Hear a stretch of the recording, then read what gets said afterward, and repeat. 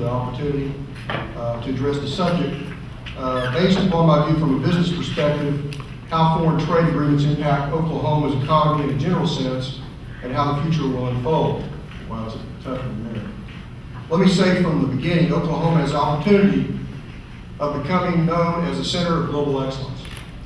It is up to us to make such an impact. Oklahoma is positioned to be a great global economic leader. Our Oklahoma business is prepared to make the investment, to be provided the incentives, and be funded to develop the infrastructure in order to achieve such success. And the world is coming to us. Are we ready?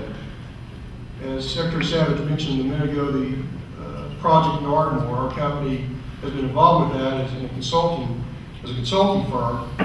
And as an Oklahoma businessman, it's important to note that Oklahoma already drives interstate and international commerce. We need to tell our story by water. Too far from here, the McClellan Curve, Arkansas River Navigation System, 440-mile waterway linking Oklahoma to the surrounding 5-state area.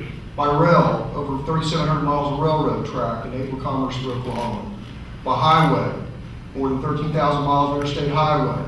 By air, Oklahoma has 123 publicly owned airports. Oklahoma has 4 foreign trade zones, and others are under development. And as chairman and member of the Governor's International team, I was amazed at our last meeting at the state capitol. How many projects, how much activity is going on in Oklahoma? You'd be proud to hear what's going on in Oklahoma.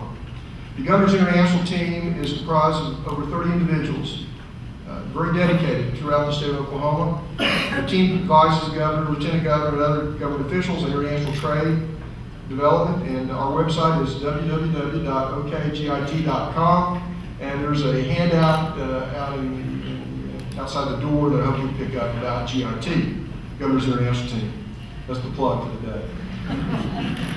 From both the public and private sectors, Oklahoma exports are being promoted. Today, foreign companies have invested more than $1 trillion in the United States. Oklahoma is an ideal candidate for foreign corporations. Recent reports of the death of manufacturing in the United States are definitely misleading. Due to America's expanding international trade efforts, in 2006 we observed the manufacturing sector achieve record output, record sales, record profits, and record return on investment. Because our market is open, free trade agreements, FTAs, as I'll reference it on, negotiated by the United States, level the playing field for workers, farmers, and companies. Free trade is probably better defined as fair trade. International trade in goods and services accounts for nearly a third of the country's GDP. Trade means jobs across America. Our exports directly support 12 million good-paying jobs and indirectly support millions of other jobs. From 2002 to 2006, U.S. goods exports climbed by 50%. During the same period, Oklahoma goods exports jumped by 80%, a rate exceeded by a few other states. Trade is especially important for smaller companies, which account for 97% of U.S. exporters. Last year alone, 225,000 small companies sold more than $200 billion worth of made-in-America goods overseas.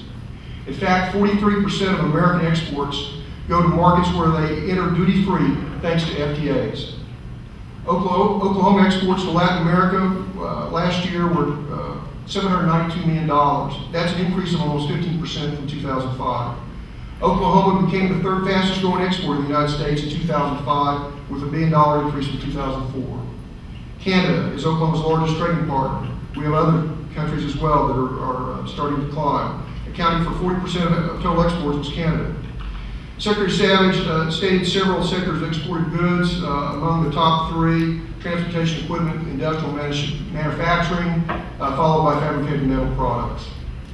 Exports of Oklahoma farm products help support about 9,260 jobs, both on and off the farm, in food processing, storage, and transportation. The U.S. is the largest single country provider of trade-related assistance, which includes trade-related infrastructure, totaling close to $1.5 billion, and plans are to double that amount. And of most importance, FTAs assist in the effort to reduce poverty and build capacity for trade. FTAs have proved to be one of the best ways to open up foreign markets to U.S. exporters. USA has FTAs with 14 countries. Trade with countries that the U.S. has FTAs with significantly greater than the relative share of the global economy. Although comprising 7.5% of global GDP, not including the U.S., those FTA countries accounted for over 42% of the U.S. exports. The first free trade agreement, FTA, was with Israel in September 1985, signed 22 years ago this past week. The second was with Canada in 1989, and 5 years later, NAFTA. Under the North American Free Trade Agreement, total trade among the three NAFTA countries has more than tripled, as heard previously by the ambassador. And to give an example, it doubled, passing from $306 billion in 1993 to almost $621 billion in 2002. Advanced Foods, for example, of Oklahoma City has tripled its business since NAFTA took effect. There's a reduction in discriminatory trade rules, and consumers enjoy lower prices and more choices. Other agreements in place include Free Trade Area of the Americas, Central Free Trade Agreement, and I can go on and on. The FTAs address the following: intellectual property provisions, environment, governmental procurement, investment, labor, port security. It is very important that there be elimination of artificial barriers to trade and other distortions such as tariffs, quotas, and subsidies that countries use to protect their domestic industries from foreign competition. The FTAs therefore eliminate almost all trade restrictions and subsidies. States, cities, and companies have taken the lead in executing agreements. One of my companies signed an import-export agreement with a foreign trade company in 1994 with a China company. Oklahoma is competing with 49 other states to be the center of global excellence. Oklahoma is positioned to be an international leader.